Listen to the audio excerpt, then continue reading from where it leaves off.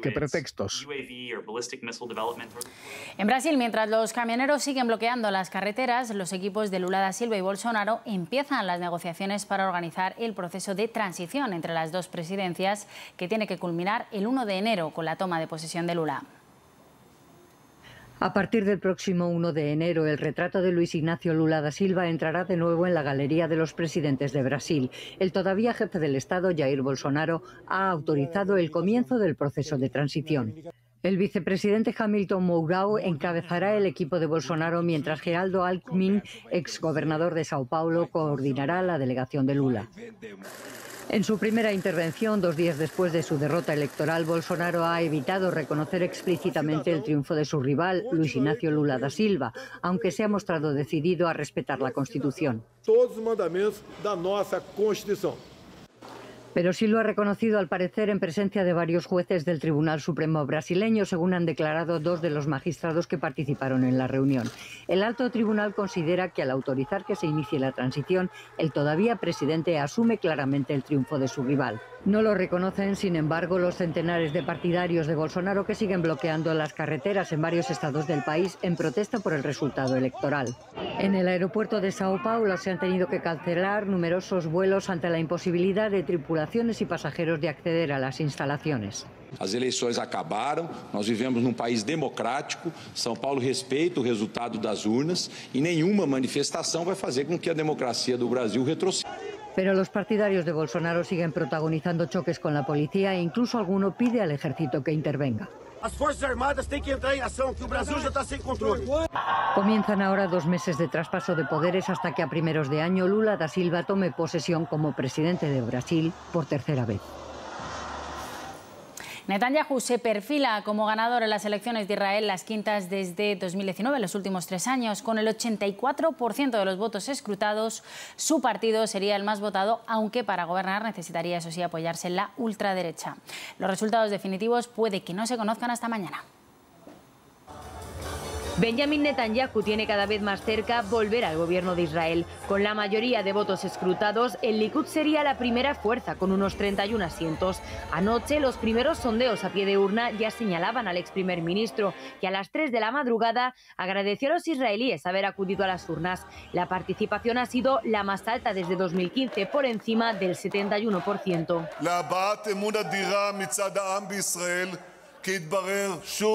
שהליכוד היא המפלגה הגדולה ביותר בישראל בפער משמעותי וגדול.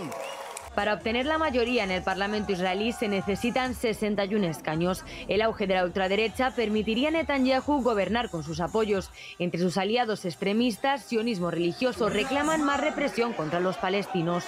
Yair Lapid, actual primer ministro en funciones, pidió anoche paciencia hasta conocer los resultados definitivos. Su partido seguiría como segunda fuerza, aunque con el desplome de la izquierda no sumaría mayoría. Algunos partidos incluso podrían quedarse sin representación.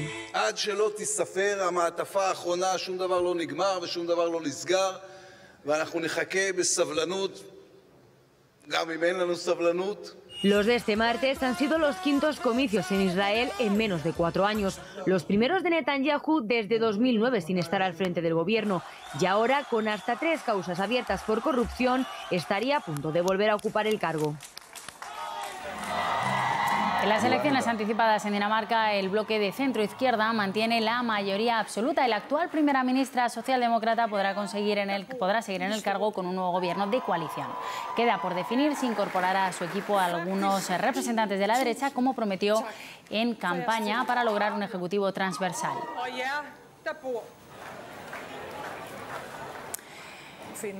En este punto volvemos a Kiev en directo. Rueda de prensa del ministro de Exteriores, José Manuel Álvarez, junto a su homólogo ucraniano, Dmytro Kuleba. Estamos viendo ya esa señal, sonido e imagen en directo desde la capital ucraniana. Я дуже радий вітати мого колегу Хосе Мануеля в Києві вже з другим в цьому році візитом. Хосе Мануель був в Києві за декілька тижнів до початку війни. Зараз він знову повернувся, і хочу сказати, що і тоді, перед війною, і особливо після початку війни, Іспанія не лише твердо підтримувала Україну, але й демонструє лідерство у справі відновлення миру та безпеки в Європі. Está tomando la palabra en este momento Dmytro Kuleba, como decimos, el ministro de Exteriores ucraniano. Recordamos esta visita oficial de José Manuel Álvarez en la capital de Ucrania. Se ha reunido con las autoridades del país y, sobre todo, muy importante, les ha transmitido su apoyo y les ha hecho entrega de ayuda del gobierno español, en concreto 30 ambulancias para atender a las víctimas civiles de los bombardeos rusos. España ha movilizado en total, se lo estamos contando esta mañana, hasta la fecha casi 38 millones de euros en ayuda humanitaria a Ucrania. Es la mayor de la historia destinada a un solo país. Y recordamos también que esta visita de José Manuel Álvarez es la segunda de un miembro del gobierno español a Ucrania desde que comenzó la invasión rusa el pasado 24 de febrero. Ya estuvo también en Ucrania el presidente del gobierno, Pedro Sánchez, el pasado 21 de abril. Estamos viendo imagen y sonido en directo de esa rueda de prensa. Se ha reunido José Manuel Álvarez con su homólogo, el ministro de Exteriores ucraniano, al que vemos en imagen, en la capital, en Kiev. Y enseguida tomará la palabra el ministro de Exteriores español.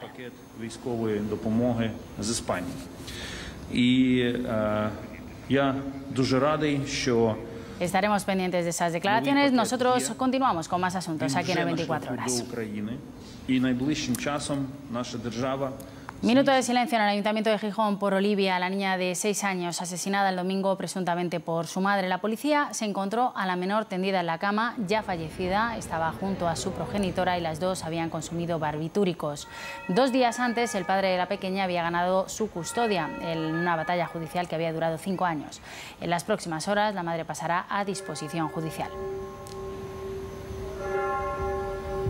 Ya habrá tiempo para más cosas. Hoy es Olivia. Esas son las primeras palabras de Eugenio, el padre de la pequeña, tras guardar 5 minutos de silencio en Torrecaballero, el pueblo segoviano de sus abuelos paternos. Acompañado de su familia y de vecinos que han querido homenajear a Olivia de esta manera. A la pirata que enredaba en el pádel, a la pirata que enredaba por todos los lados, que era una disfrutona nata, una disfrutona. Con tan solo 6 años, su padre ha tenido que enterrar a Olivia, una niña a la que su madre presuntamente ha asesinado en Asturias. Hasta allí tuvo que viajar Eugenio para poder trasladar el cuerpo de la pequeña. En el tanatorio de Oviedo me la comía a besos. La pusimos su unicornio, la pusimos su almohadita en las piernas, como le gustaba viajar, para que viaje como Dios manda. Olivia ya descansa en el cementerio donde le han dado su último adiós. La ministra de Igualdad, Irene Montero, ha condenado hoy ese asesinato de la niña de Asturias. Ha rechazado las críticas porque no se hubiera pronunciado todavía. Pide no utilizarlo políticamente. Condenamos ese asesinato y además quiero manifestar el respeto ante el dolor de sus familiares y de sus seres queridos. Creo que hay pocas cosas más crueles que utilizar políticamente el dolor de las víctimas. Este gobierno lucha y luchará contra todas las formas de violencia contra la infancia y, de hecho, ahí tienen una ley pionera para luchar precisamente contra todas las formas de violencia contra la infancia, para poder prevenirla, para poder luchar con mecanismos eficaces desde el Estado hasta poder erradicarla, también para luchar contra la violencia machista contra la infancia, de la que la derecha y la extrema derecha nunca ha manifestado su conformidad. Más asuntos. Detenido un menor de 16 años como presunto autor del asesinato de un joven en Palomares del Río, en Sevilla. La víctima, de 18 años, presentaba una puñalada en el pecho y los servicios de emergencia no pudieron hacer nada por salvarle la vida. Esta mañana se ha guardado un minuto de silencio. Sí, un minuto de silencio en el que han querido participar, han querido estar presentes familiares, amigos y conocidos de la víctima y también muchos vecinos de aquí, de esta localidad sevillana de Palomares del Río, que han querido acercarse hasta este lugar para mostrar así su rechazo, su repulsa por lo sucedido. En los edificios públicos y oficiales se han colocado las banderas a media asta.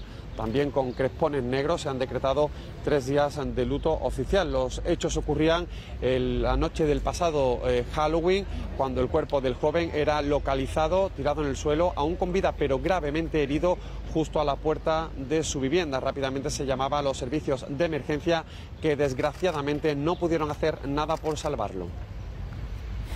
Estamos pendientes también de Oliver, el niño que viajó desde México hasta Barcelona en un avión medicalizado con un tumor muy agresivo.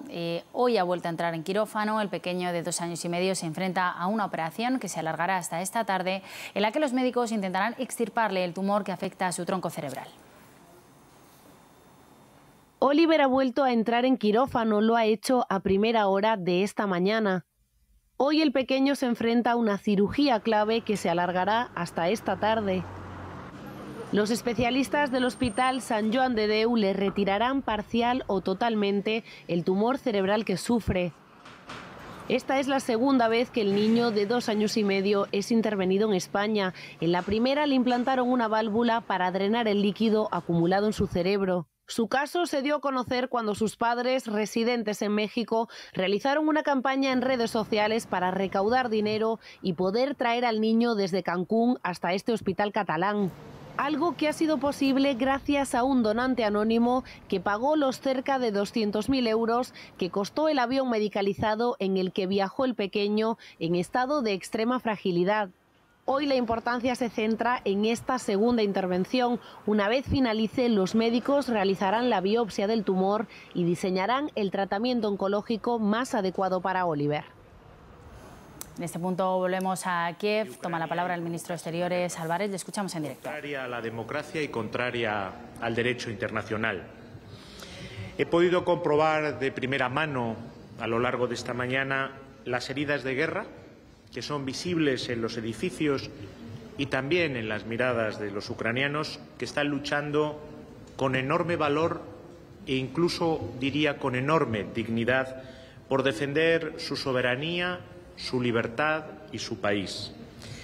En estos meses he hablado y he tenido muchas reuniones en distintos foros internacionales con mi buen amigo Dmytro Kuleba, al que agradezco siempre el calor y la amistad con el que me recibe, y estoy encantado de verle de nuevo para trasladarle una vez más el firme apoyo político y diplomático del Gobierno español, y hoy he venido a hacerlo personalmente aquí, a Kiev. Ese apoyo es político, es diplomático, es humanitario y es militar para colaborar en la defensa de la soberanía y de la integridad territorial de Ucrania y para asistir a la población civil indefensa de Ucrania frente a la agresión ilegal que están sufriendo. Ejemplo de esa ayuda humanitaria ha sido la entrega que hemos realizado esta misma mañana al Gobierno ucraniano. Estaba presente el ministro de Sanidad de Ucrania, de 30 ambulancias a través del Fondo de Población de Naciones Unidas, que van a permitir mejorar la asistencia a las mujeres embarazadas y en parto tras los bombardeos que están teniendo lugar a hospitales y maternidades. La entrega de esas ambulancias se suma a los 5 grupos electrógenos que están a punto de llegar a Ucrania en respuesta al requerimiento urgente del Gobierno de ese país y muy especialmente de mi amigo Dmytro Kuleba tras los últimos ataques rusos a infraestructuras eléctricas. Estos equipos van a permitir mantener el funcionamiento de instalaciones básicas, sanitarias y de seguridad. A esto se van a sumar muy pronto otros 14 generadores financiados por la Agencia Española de Cooperación Internacional para el Desarrollo, la AECID.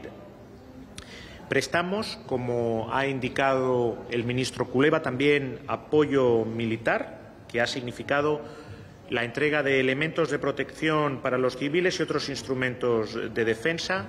El ministro Kuleba ha hecho referencia a varios de ellos.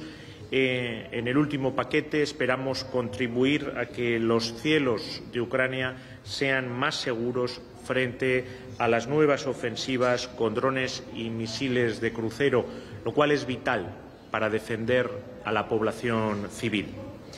Hoy, además, un grupo de expertos del Ministerio del Interior, de los equipos policiales de apoyo, ha viajado hasta Kiev en el mismo tren en el que yo he llegado esta mañana para avanzar en el despliegue de los especialistas españoles que van a investigar, junto a la Fiscalía de Ucrania, los crímenes de guerra y de lesa humanidad cometidos durante esta guerra brutal. Y quiero recordar que España es uno de los países que ha encabezado la denuncia ante el fiscal general del Tribunal Penal Internacional para que se investiguen estos crímenes de guerra y que nos hemos personado igualmente en el caso de alegaciones de genocidio que Ucrania ha presentado ante el Tribunal Internacional de Justicia. Reitero, por lo tanto, hoy aquí en Kiev el compromiso de España con Ucrania y también mirando al futuro, porque yo estoy seguro que la paz va a volver a Ucrania. Y quiero expresar el compromiso que España tiene desde ya con la reconstrucción de este país. La ayuda financiera que vamos a donar permitirá recuperar las infraestructuras asoladas, pero también la cultura, el patrimonio y la vida de un país que solo desea vivir en paz y en armonía con el resto de estados del planeta. España ha diseñado así con la UNESCO un centro para la preservación y la protección del patrimonio cultural ucraniano en Lviv. Y, por último, al final del día me reuniré con todo el personal de la Embajada de España aquí en Kiev para respaldarles y para agradecerles su labor, y les impondré condecoraciones por la evacuación que realizaron en el momento en el que tuvimos que cerrar la embajada, junto a 6 ucranianos que cooperaron de manera muy eficaz con España. Por lo tanto, Dimitro, te agradezco mucho la acogida. Puedes contar con España, puedes contar con el Gobierno de España, y estoy seguro que más pronto que tarde volveremos aquí a una Ucrania en paz, soberana y dentro de sus límites internacionalmente reconocidos. Thank you. And the first question comes from Spanish media. Buenas tardes, señor ministro. No sé si puede ser algo más concreto con respecto a ese paquete de ayudas que dicen que llegará pronto. ¿Cuándo sería? Si hay fechas ya para la entrega y exactamente cuánto equipamiento y de qué tipo se entregaría, sobre todo lo relacionado con esa defensa antiaérea que últimamente se está viendo que es tan importante. Y luego hacía referencia el ministro Kuleva al ingreso de Ucrania en la OTAN y en la Unión Europea. Desde España, ¿qué nivel de compromiso hay para que el país ingrese y cuál es la forma de apoyo que va a dar el país hacia el ingreso de Ucrania? Sí, sobre la entrega de militar, ya saben, lo digo muchas veces, yo no soy muy partidario de, desde los países que realizamos las entregas, dar demasiados detalles sobre el tipo de material, el lugar de entrega. Yo prefiero que sea siempre el gobierno ucraniano. Estamos ante una guerra, desgraciadamente, a gran escala y no conviene dar pistas, si me permite la palabra, de cuándo va a llegar, por dónde va a llegar. Y, por lo tanto, todos esos anuncios, le confirmo que hay esas entregas en marcha, pero yo creo que el ministro Kuleva ha sido muy explícito al respecto sobre el tipo de material que es.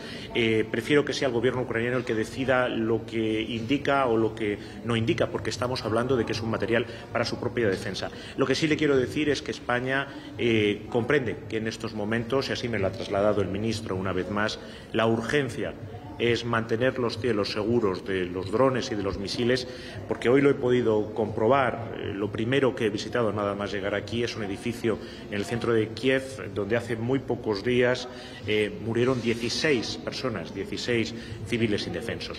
Con respecto a Unión Europea, la OTAN, como conoce, tanto la Unión Europea como la OTAN tienen sus mecanismos de entrada y de ingreso.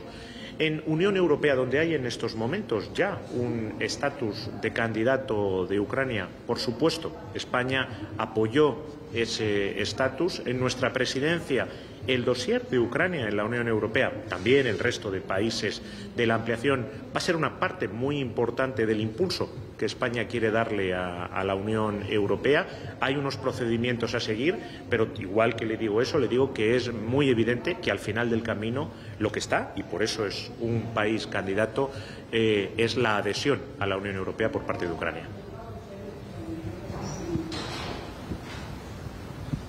And one question from the Ukrainian media, I will read it out in Ukrainian. Від Інтерфакс Україна до міністра Кулеби ЗМІ повідомляли, що Іран пообіцяв не дати Росії ракети класу Земля-Земля, Continúa esa rueda de prensa en Kiev. El ministro de Exteriores le han escuchado, ha trasladado el apoyo político, diplomático, humanitario y militar de España a Ucrania ante la invasión rusa. Ha recalcado la entrega de esas 30 ambulancias en el día de hoy. Una ayuda que se suma a 5 equipos electrógenos que permitirán mantener el funcionamiento en infraestructuras sanitarias y de seguridad y que pronto llegarán. Ha anunciado también otros 14 generadores. José Manuel Álvarez ha recordado que España dota de equipos militares sin precisar y jurídicos a Ucrania y que nuestro país se ha personado frente a la denuncia por genocidio ante el Tribunal Internacional de Justicia. Ha dicho Álvarez que está convencido de que la paz llegará pronto a Ucrania. España va a ayudar también a la reconstrucción del país. Ha recordado que hoy por la tarde se va a reunir con el personal de la Embajada Española en Kiev, a los que entregará condecoraciones por su labor brillante durante la evacuación al comienzo de la invasión. Recuperamos imágenes de esta mañana. El ministro de Exteriores ha trasladado ese apoyo a su homólogo, a Kuleva, y ha hecho entrega a Kiev de 3